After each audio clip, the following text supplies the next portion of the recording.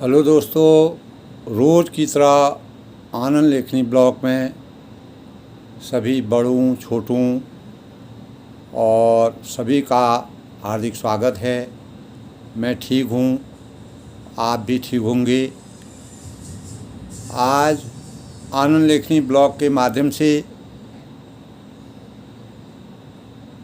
मैंने अपनी सोच के अनुसार हम अपने मन की शांति को अगर प्राप्त करना चाहते हैं, मन में अगर शांति का आभास करना चाहते हैं, एहसास करना चाहिए, मन को शांत बनाना चाहते हैं, तो हमें क्या करना चाहिए? उसके लिए हमें क्षमाशील बनना चाहिए। क्षमाशील बन के ही हम मन की शांति को प्राप्त कर सकते हैं। तो इसी परिप्रेक्ष्य में मैंने आज अपने विचार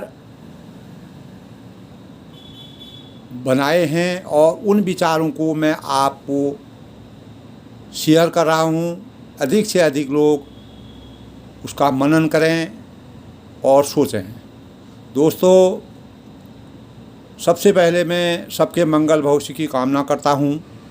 और जैसे कि हम जानते हैं दोस्तों,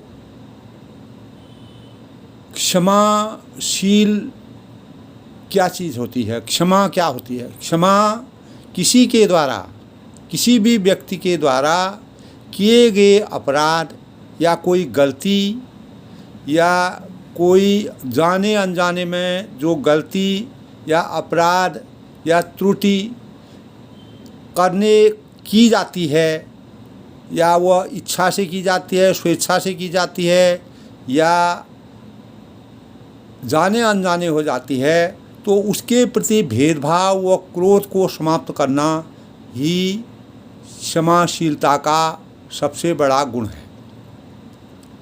यानी जैसे कि हम दैनिक जीवन में भगवान की पूजा करते हैं, तो परमात्मा की पूजा में भी हम यही कहते हैं, यत् पूजितं मया देवं परिपूर्णं तदस्तु मे। हे ईश्वर, मैं आपका आवाहन यानी आपको नहीं जानता हूँ, विसर्जनम नहीं विद्या विसर्जनम नहीं, मैं आपको विदा करना चाहता हूँ, जानता हूँ, और उससे मुझे आपकी पूजा भी नहीं आती है। कृपया मुझे इस बात के लिए हमेशा के लिए माफ़ करें।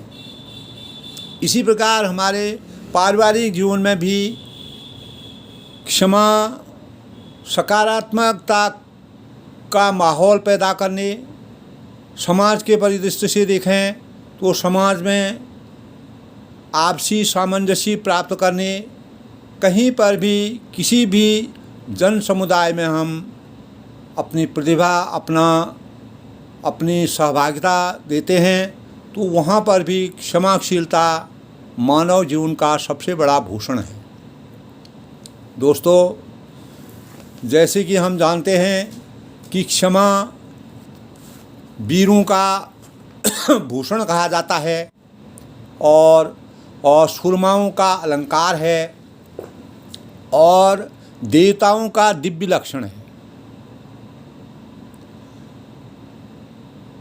सच्चा और साहसी दोस्तों, क्षमा वीरों का भूषण है और सूरमाओं का अलंकार कहा जाता है और देवताओं का दिव्य लक्षण है। सच्चा व वीर साहसी वही है जो औरों की गलतियों, त्रुटियों एवं नासमझियों को क्षमा कर देता है। क्षमादान एक उत्कृष्ट साहस एवं अप्रतिम पराक्रम से कम नहीं है। दोस्तों, यह भावपूर्ण और विशाल हृदय का परिचय है, जिसके स्पर्श से अब तक कितने ही लोगों का हृदय परिवर्तन हो चुका है, हुआ है और हो भविष्य में हम कर सकते हैं। और वे अपने जीवन की दशा और दिशा को बदलने में समर्थ हुए हैं। क्षमा एक ऐसा देवी तत्व है जो स्वयं को उपकृत तो करता है, स्वयं को सहज करता है, साथ ही लोगों का भी उपकार करता है।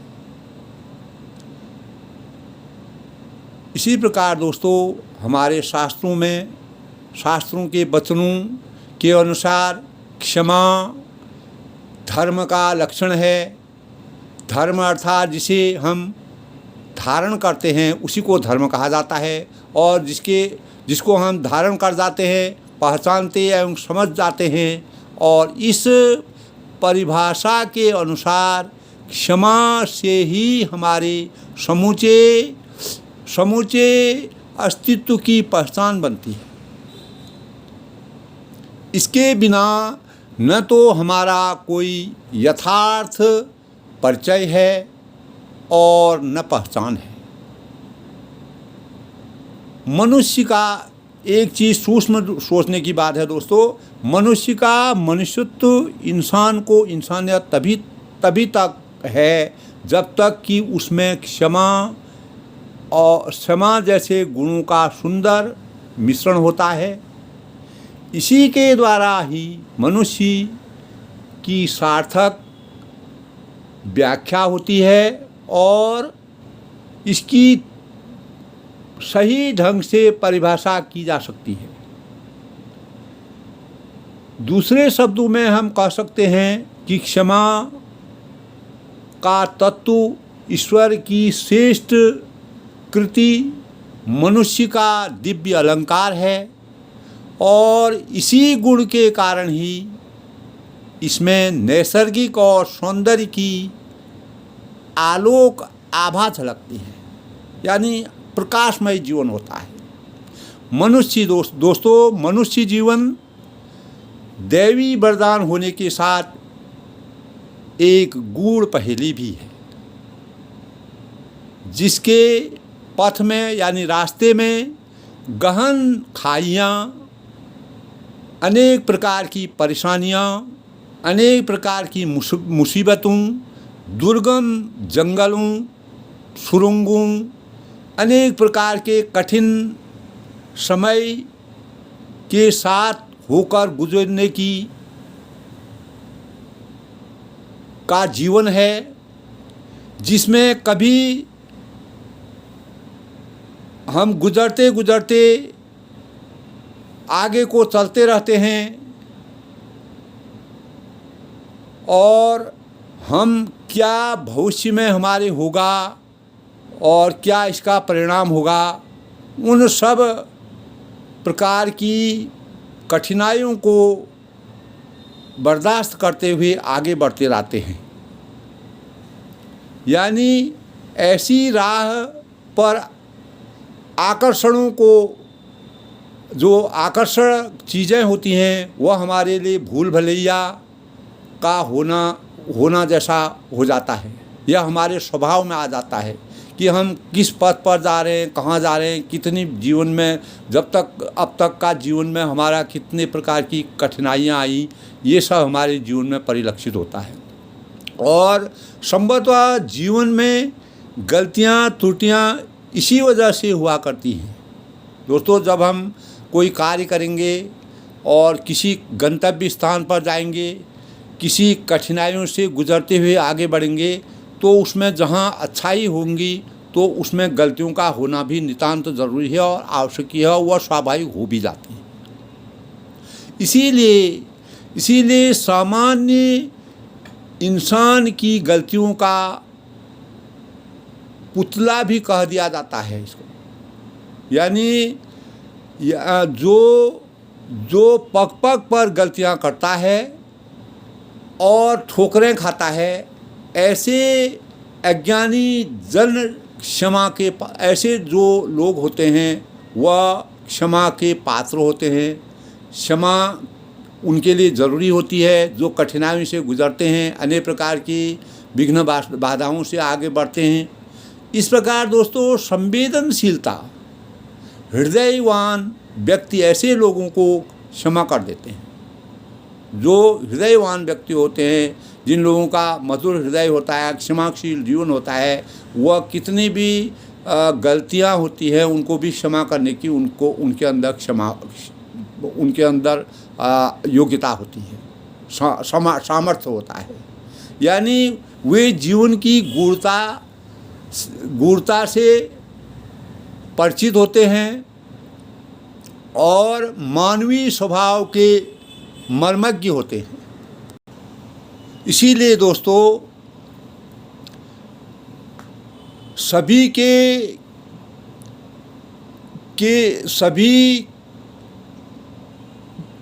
सभी प्रकार की त्रुटियों को उदार एवं उद्यत हृदय से साफ करते रहने की आवश्यकता है।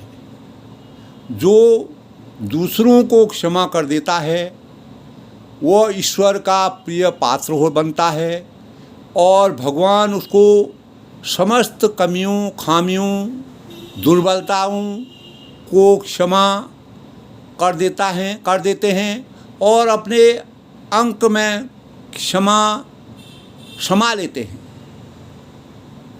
वह ऐसे अपना लेते हैं जैसे संत तिरुवल्लुवर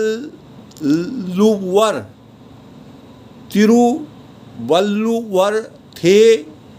उन्होंने सबको अपने क्षमाशीलता के कारण सबको अपने गले से लगाया। दक्षिण के यह उदार संत जीवन भर सबको क्षमा करते रहे। कई बार उनका एक किस्सा है, कई बार वह खोटे सिक्के के बदले भी नए कपड़े दे देते थे। वह अपना हल्का फुल्का व्यापार करते थे तो खोटे सिक्के भी मिलते थे, उससे भी अपना कपड़े दे देते थे।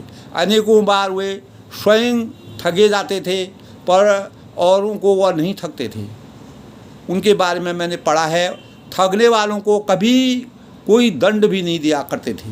वे उन्हें अपने सजल हृदय से, अपने मधुर हृदय से माफ़ कर देते थे और इस प्रकार उनके पास नए कपड़े देने के बदले प्राप्त खोटे सिक्कों का एक बड़ा संग्रह हो गया, बहुत मात्रा में हो गए। तो इन सिक्कों को तो कहीं चलना ही नहीं था, यानी वह सिक्के चलने वाले नहीं थे, कहीं पर भी नहीं थे। ये तो मात्र संत तिरुवल्लुवर के पास ही चल सकते थे, जिसके परिणाम स्वरूप दोस्तों इसकी एक बहुत बड़ी पोटली उन्होंने बना ली थी और जीवन के अंतिम क्षणों में उन्होंने परमात्मा से यही प्रार्थना की, यही कहा कि हे प्रभु, मैंने जीवन भर दूसरों के खोटे सिक्कों को चलाया है। मैं कभी भी अकिंचन यानी कभी भी एक खोटा सिक्का हूँ और हे भगवान तू मुझे भी चला, यानी मुझे अपने शरण में लो। भगवान से उन्होंने ये कहा, यानी परमात्मा ने उन्हें अपना लिया। इसी कारण परमात्मा ने, आत्मा और परमात्मा का जब मिलन होता है तो उस समय क्षमाशील जीवन, उनके जीवन में क्षमाशीलता का प्रसाद उनको मिला, जिसके फलस्वरूप परमात्मा ने उनको अपना लिया। सबसे बड़ी बात यह है कि दोस्तों उन्होंने सभी को वह जीवन भर सभी को क्षमा करते रहे और वे भी खुद भी वह क्षमाशील बन गए, यानी क्षम्य बन गए। परमात्मा द्वारा अपना लिए गए, परमात्मा ने उनको अपने शरण में रख दिया, यानी क्षमा। इस प्रकार दोस्तों क्षमा उदारता व विशालता का परिचायक है। जिसका हृदय जितना उदार होगा वह उतना ही क्षमाशील होगा, यह निश्चित है। इसे यूँ भी हम कह सकते हैं कि क्षमा करने से संकीर्णता घटती है और विशालता बढ़ती है। मनुष्य का संकीर्ण विचार हमेशा के समाप्त हो जाएंगे और विशाल हृदय का सृजन होगा। क्षमा तो एक निष्काम भाव है, निस्वार्थ भाव है। जिसे क्षमा दी जाती है उससे न तो कोई अपेक्षा होती है और न ही अपेक्षा, न उसकी उपेक्षा कर सकते हैं हम, न अपेक्षा कर सकते हैं।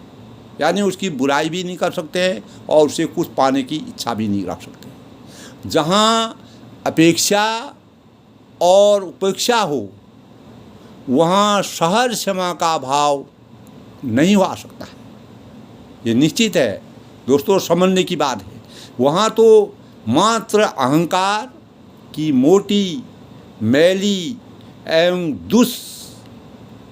दुर्गंध युक्त चादर, फैली हुई चादर जैसी है, जो उदात्त यानी करुणामय भावनाओं एवं उत्कृष्ट विचारों को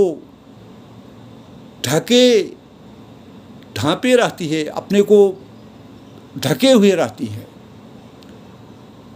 अहंकार और दंभ से घनीभूत मनोवृत्ति से ग्रसित कोई भी व्यक्ति कभी किसी को माफ़ नहीं कर सकता है। ये निश्चित है दोस्तों, हम अपने जीवन में इस चीज़ को देखते हैं। जिसके अंदर अहंकार होगा, दंभ होगा, जो अपने बल का घमंड करेगा, जिसके बाद अपार धन संपत्ति होगी, धन का संपत्ति किसी भी चीज़ का, चाहे मैं हूँ कोई भी हो, अगर वह उसमें अहंकार आना निश्चित है।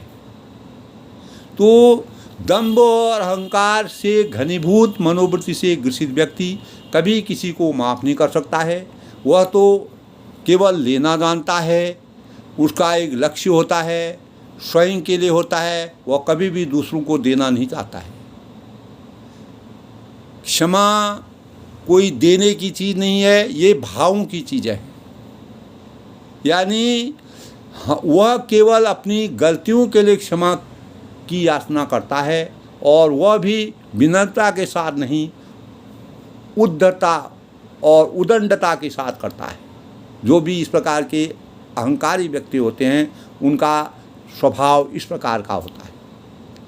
दोस्तों, इसके विपरीत क्षमा तो विचारों की बहती हुई एक सरिता जैसी है। जिस प्रकार सरिता बहती है, इसी प्रकार हमारे विचारों की बहती हुई सरिता के समान क्षमा है। भावनाओं का झरना, झड़ता हुआ झरना है।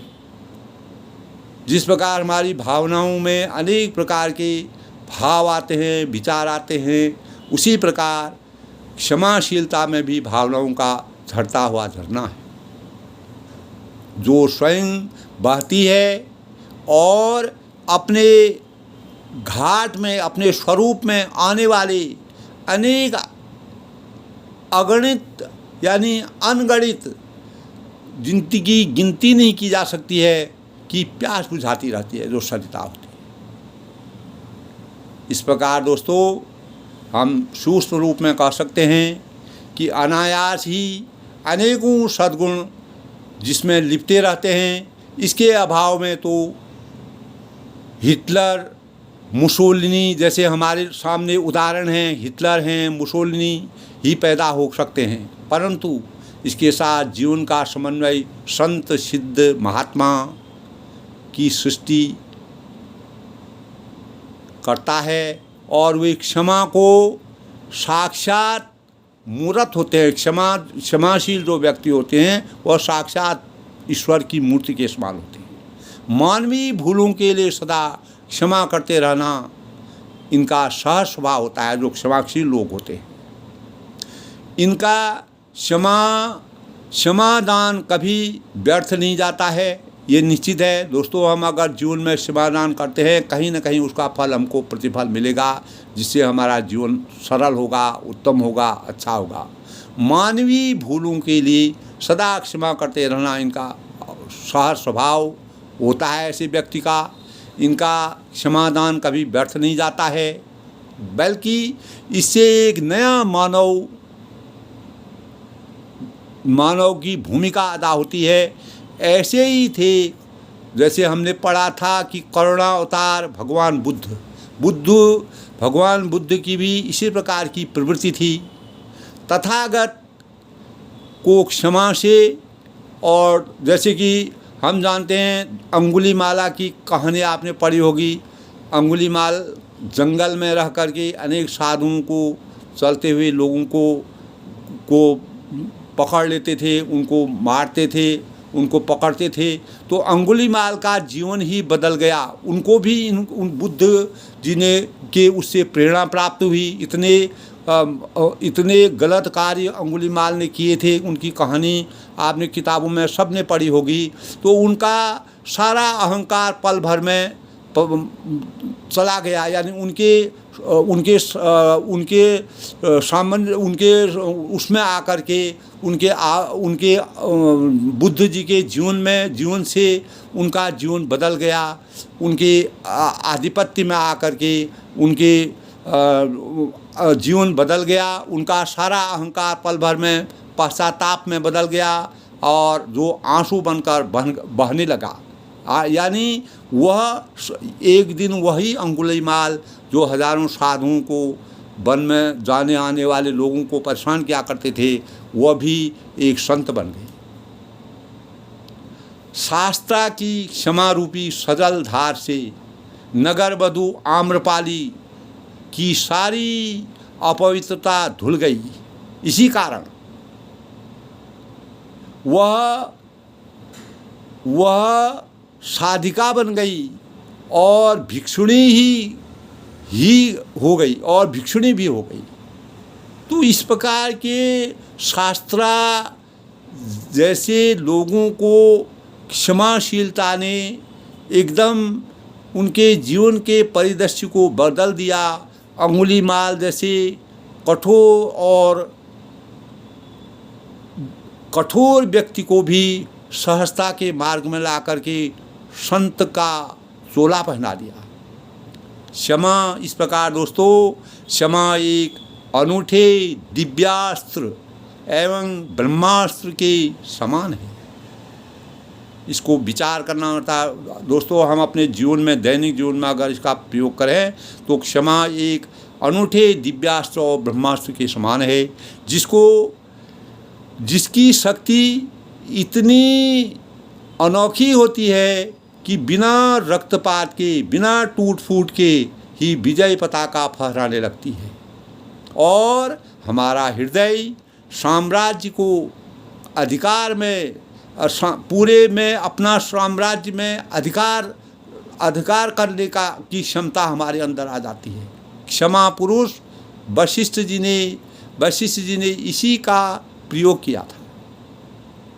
उन्होंने अपने प्राणहंता राजा विश्वरथ पर इसका अमोघ प्रयोग किया, और राजा विश्वरथ जन जन के हितैषी, समस्त विश्व के मित्र और विश्वामित्र बन गए। तो विश्वामित्र बनने की भी दोस्तों एक प्रकार की कहानी है, बहुत लंबी है।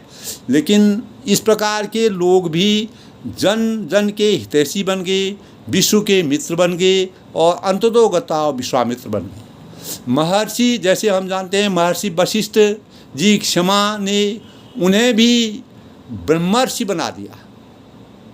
उनकी भी कहानी बड़ी लंबी है, तो उनको भी उन्होंने ब्रह्मर्षि बना दिया। उनके हृदय का अहंकार हमेशा के लिए गल जैसा गया, समाप्त हो गया, और जीवन का समस्त ताप मिट गया, और वे स्वयं भी क्षमा की जीवंत प्रतिमा बन गए। वे भी जीवन भर राम राज्य की स्थापना में जुड़ गए, और उनका जीवन भी अमृतमय हो गया, इतना प्रभावशाली हो गया, इतना ज्ञान आ गया कि वह भी संत बन गए। इस प्रकार दोस्तों, क्षमाशील को अपने जीवन में एक अपार संतोष का अनुभव होता है, जिसे कर्म एवं व्यवहार में उतार कर ही अनुभव किया जा सकता है। हम अपने कर्मों में, अपने व्यवहार में, दैनिक जीवन में जब हम क्षमाशीलता को लाते हैं, तभी उसके वास्तविक स्वरूप का पता चलता है। इससे आंतरिक गुणों का विकास एवं अभिवर्धन होता है, वृद्धि होती है। और इस संदर्भ में वैज्ञानिक शोध हैं, अनेक प्रकार के अनुसंधान भी किए जा चुके हैं और यह एक बहुत ही साकार स्वरूप है। इससे भी विदित होता है कि क्षमा शारीरिक स्वास्थ्य एवं मानसिक शांति का एक महत्वपूर्ण कारक है। विज्ञान के परिदृष्टि से अगर हम देखते हैं तो क्षमाशीलता से हमारे मानसिक विकारों की में जो रुग्णता आती है वो भी समाप्त हो जाती है। क्षमा शारीरिक स्वास्थ्य और मानसिक शांति का एक महत्वपूर्ण कारक है। यह इस प्रकार दोस्तों यह निष्कर्ष निकलता है कि अनेक सर्वेक्षणों के उपरांत यह विदित होता है कि 1400 लोगों यानी 1400 लोगों को शामिल किया गया था और इस अध्ययन से अन्वेषण के पश्चात पता चला कि 45 से 64 साल तक के लोगों में क्षमा का भाव प्रायः अधिक विकसित रूप में होता है। इस उम्र में क्षमा करने की शक्ति अपने आप पैदा हो जाती है।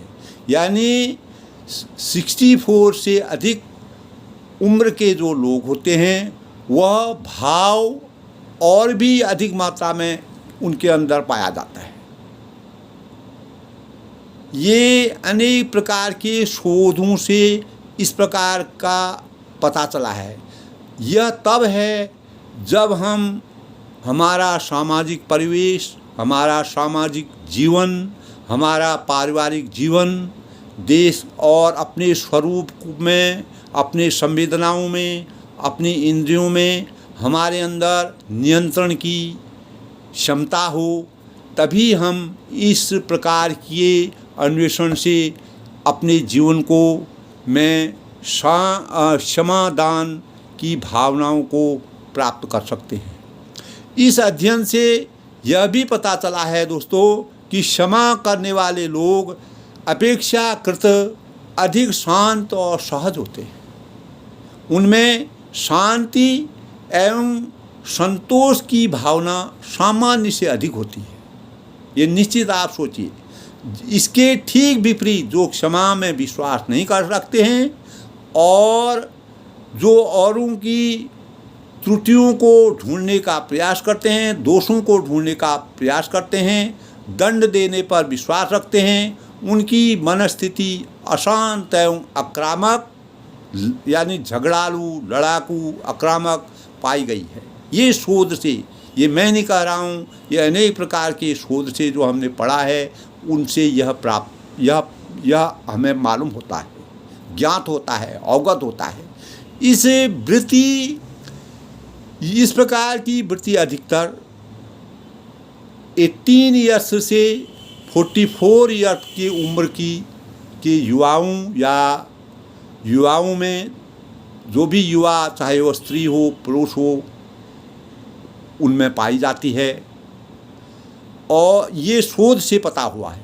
और इस निष्कर्ष के परिप्रेक्ष्य में मिशिगन विश्वविद्यालय के डॉक्टर लारेन, जो कि हमने एक जगह मैंने पढ़ा था कि लारेन और शोधकर्ता में संलग्न करके सहयोगियों का कहना है कि क्षमा से शारीरिक एवं मानसिक लाभ का मिलना अब एक सुनिश्चित वैज्ञानिक तथ्य है।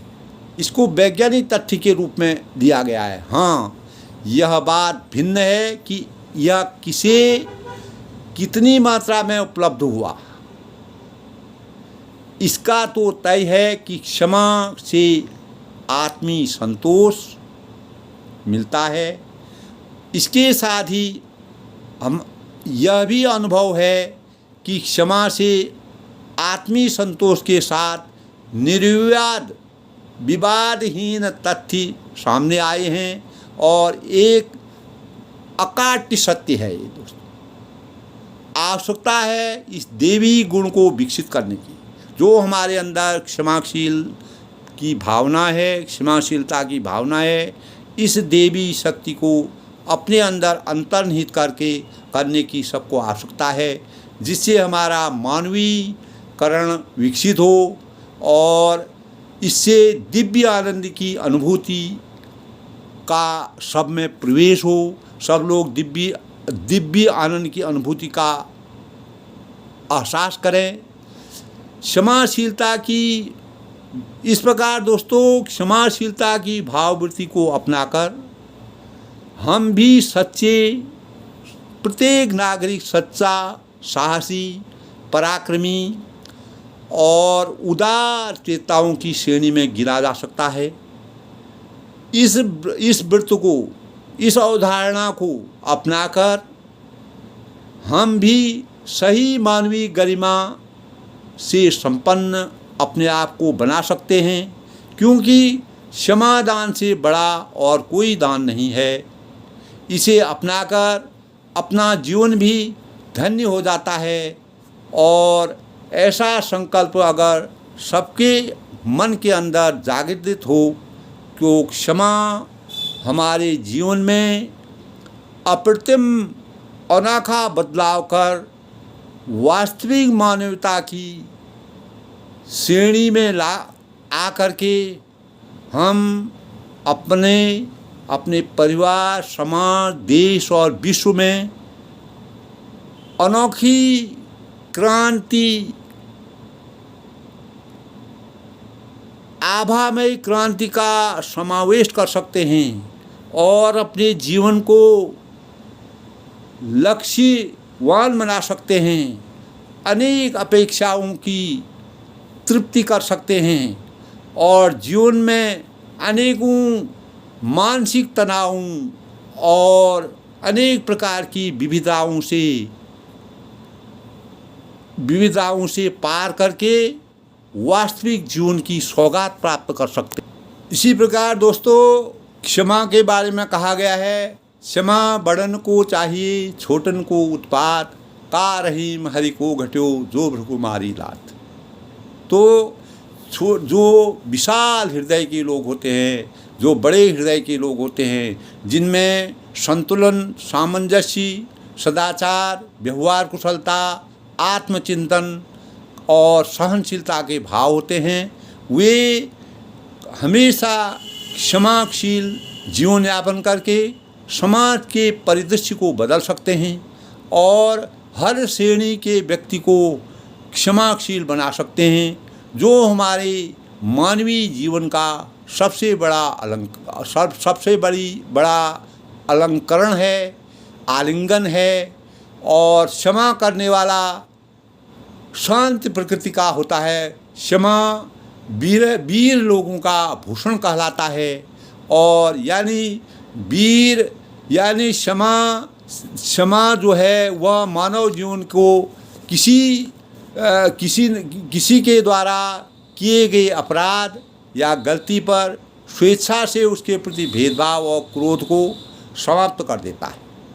क्षमा से चोट, क्रोध, तनाव, अवसाद की मात्रा में हमेशा कमी आती है। क्षमा करने वाला जो होता है वह क्षमा पाने वाले से अधिक सुखी होता है। इस प्रकार दोस्तों, हमारे जीवन में अनेक प्रकार के लोगों का जन्म हुआ। हमारे भारत देश में नहीं, विश्व स्तर पर भी अनेक ऐसे लोग हुए जिन्होंने अपना सब कुछ न्यौछावर कर क्षमाशीलता को अपनाया और अपने जीवन को आभूषण की तरह चमकाया और मानव जीवन में एक मन की शांति पाने के लिए क्षमाशीलता का जीवन अपनाया। इसी प्रकार क्षमा वीरों का भूषण कहा जाता है और सुरमाओं का अलंकार कहा जाता है। और देवताओं का दिव्य लक्षण है। यानी देवी शक्ति क्षमाशीलता से ही प्राप्त हो सकती है। जो लोग सिद्धि प्राप्त करते हैं उनमें क्षमाशीलता के कहीं न कहीं भाव होते हैं, इसीलिए किसी न किसी रूप में उनको सिद्धि की प्राप्ति होती है। दोस्तों, आज के ब्लॉग में आनंद लेखनी ब्लॉग के माध्यम से मैं सबके मंगल भविष्य की कामना करता हूँ। सबका जीवन सुखी रहे, संपन्न रहे और सब लोग स्वस्थ रहें, निरोगी रहें, मस्त रहें, अपने जीवन को साकार बनाएं और मन की शांति पाने के लिए क्षमाशीलता के भावों को अपनाएं। इस प्रकार दोस्तों, मैं अपनी वाणी को विराम देते हुए सभी से यही अपेक्षा करता हूँ, यदि आपको मेरा ये ब्लॉग अच्छा लगा, जो मैंने बोला, अधिक से अधिक लोग मेरी बातों का मनन कीजिए, अधिक से अधिक लोग मेरे को शेयर करें, सब्सक्राइब करें, लाइक करें और मेरे मनोबल को भी बढ़ाएं और मैं भी आप लोगों से कुछ सीखूं और इसी बात को मैं आप लोगों तक शेयर करूं। अंत में बड़ों को मेरा सारा नमस्कार, छोटों को मेरा सारा अभिवादन, आशीर्वाद। सबके मंगल भविष्य की कामना के साथ मैं परमात्मा से यही प्रार्थना करता हूँ कि हर मनुष्य, हर व्यक्ति विशेष मन की शांति को प्राप्त करने के लिए, मन में शांति को लाने के लिए अपने जीवन को क्षमाशील बनाएं। छोटी मोटी गलतियों, छोटी मोटी बातों को अपने मस्तिष्क से नज़रअंदाज करते हुए स्वच्छंद जीवन की, स्वच्छंद आत्मा का शुद्धिकरण करें और आत्मा को स्वच्छ रखें और अपनी भावनाओं में क्षमाशीलता के गुणों